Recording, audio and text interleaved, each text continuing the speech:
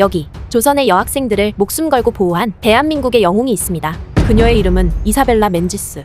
35살의 나이에 선교사의 신분으로 부산에 들어온 그녀는 부산진 좌천동에 집 한 채를 구입해 버려진 아이들과 고아들을 돌보며 생활합니다. 이후 그녀는 이 아이들의 교육을 위해 여학교를 설립하는데 이때 설립한 학교가 여성교육의 명문인 일신여학교로 발전하게 되죠. 맨지스는 평생을 독신으로 지내며 부산 지역의 복음전도와 교육사업, 자선사업에 헌신합니다. 그러던 1919년 일신여학교 학생들은 부산 지역에 3.1운동을 일으킬 계획을 세우고 있었습니다. 이 계획을 사전에 눈치챈 맨지스는 그들의 계획을 막기보다 도와주기로 결심하죠. 태극기를 만들 재료들을 제공해 주었고 완성된 수백 장의 태극기를 안전하게 보관해 주었으며 학생들이 만세운동을 일으켰을 때도 적극적으로 그녀들을 보호합니다. 이로 인해 경찰에 체포되는 고초까지 겪었던 그녀는 은퇴 후 고향으로 돌아가서 생활하다 79세의 나이로 별세했고 2022년 대한민국 정부는 그녀의 공적을 기려 건국포상을 추서합니다. 여기 대한의 독립을 위해 자신의 목숨을 던진 푸른 눈의 독립투사가 있습니다. 그의 이름은 어니스트 베델.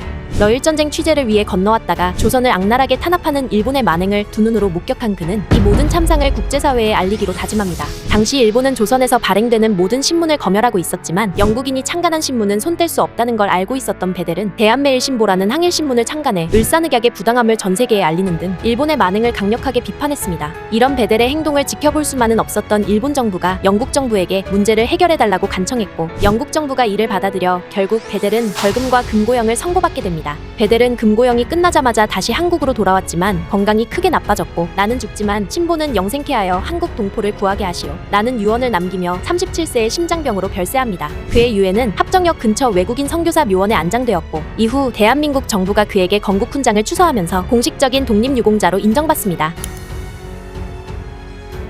여기 미국인의 신분으로 독립운동에 앞장선 대한민국의 영웅이 있습니다. 그의 이름은 엘버트 테일러.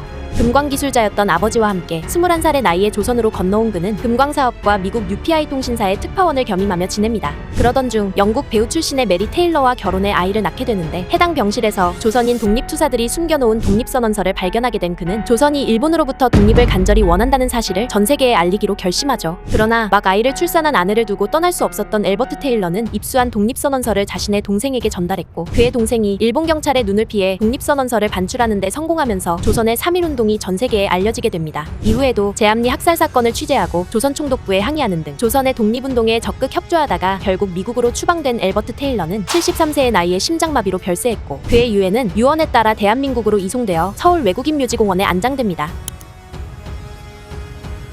여기 백범 김구 선생의 목숨을 구해준 영국인 독립투사가 있습니다. 그의 이름은 조지 루이스 쇼.